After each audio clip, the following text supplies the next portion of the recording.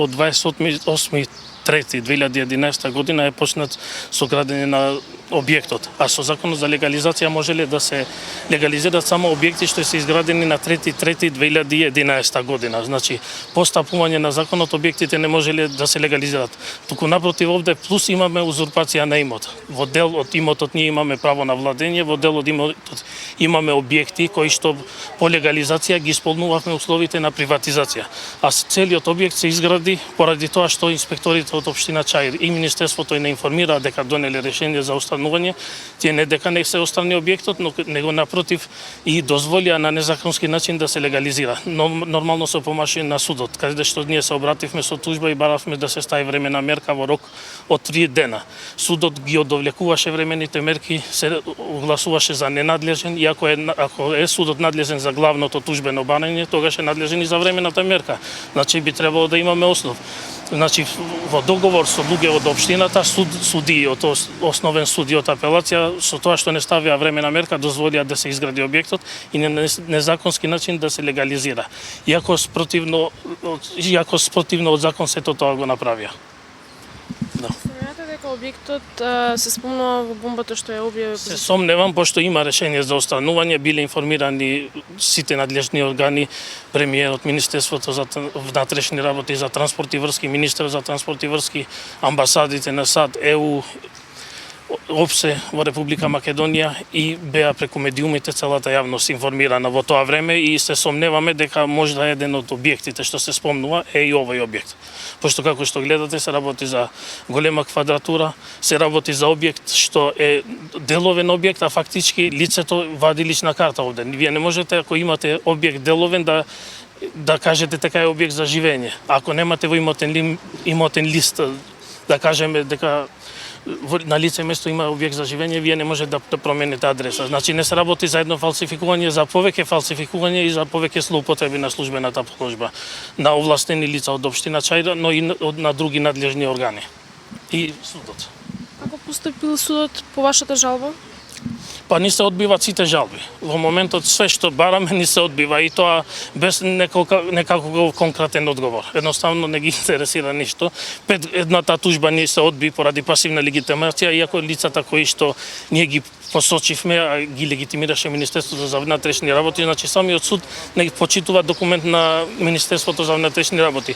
Еден од тужените не достави ни одговор на тужба. Само поради тоа требаше да ни се усвои тужбеното барање. Ние остај што сме оштетени, требаше и процесни трошкови да им платиме. Во другата тужба кај што го тужиме таткото на лицето кое што гради, 5 години ние немаме, 4 години скоро немаме пресуда.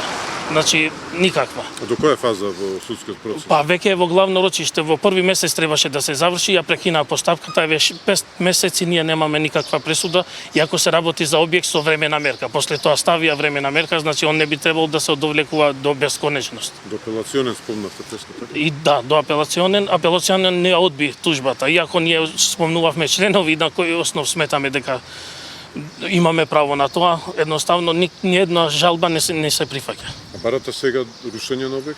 Ние баравме рушење на објектот, прво баравме да се прекине со градежните работи 2011. Со втората тужба бараме да се отстрани објектот од општината Чаир или од Министерство за транспорт и врски, која по закон е надлежно, ако општината не ги извршува функциите, да ги зема ингеренциите, да го отстрани објектот.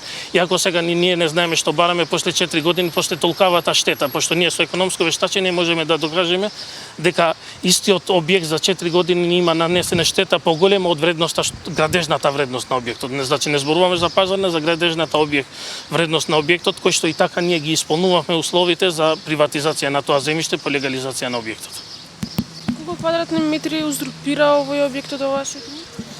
Од нашиот имот, од делот, да кажеме, кај што имаме објекти за живење, кај што се објекти предвидени за живење, се работи за земјиште под зграда и под кровле, значи за околу 40 квадрати.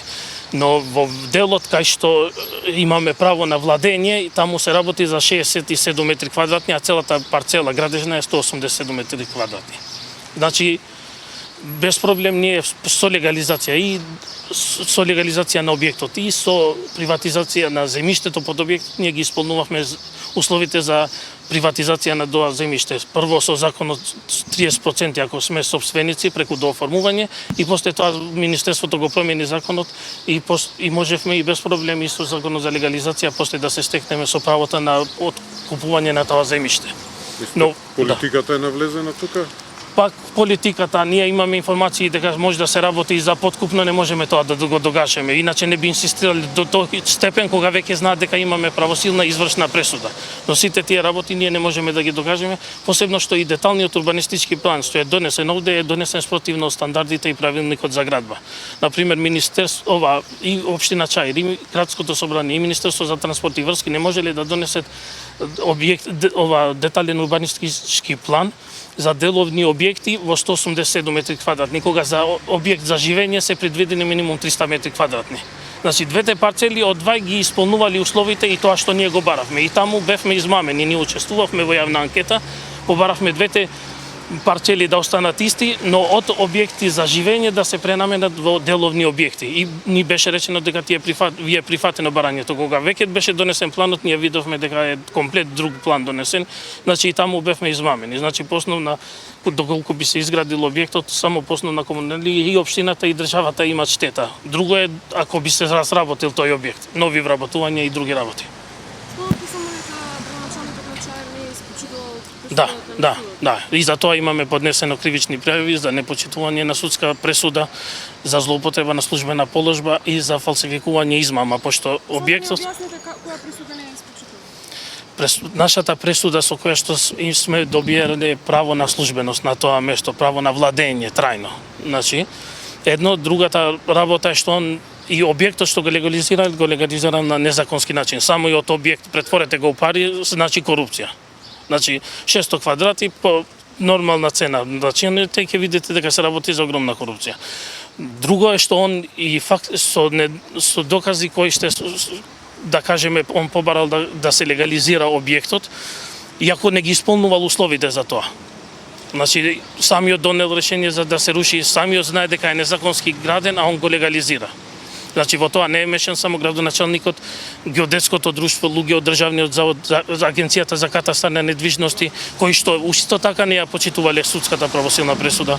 Значи не се работи само за една институција, за повеќе институции што не ја испочитувале судската пресуда. Против градоначалникот рековте кривична? Имаме кривична пријава и против 9 суди од апелациониот суд, кои што со нивните постапки освен што дозволија да се изгради објектот, ни нанесоа огромна штета само со проценка на намалување на вредност на објект, ни е процената само на легалниот дел 18.000 евра штета. И значи и јавното обвинителство постои кривичната пријава, но досега за 4 години не е постапено. Не се процесуирани кривичните пријави до надлежниот кривичен суд 1. Уште нешто што сакате да кажете на прашање? Ќе се обидам да... Значи, очигледно дека се работи за големи злоупотреби.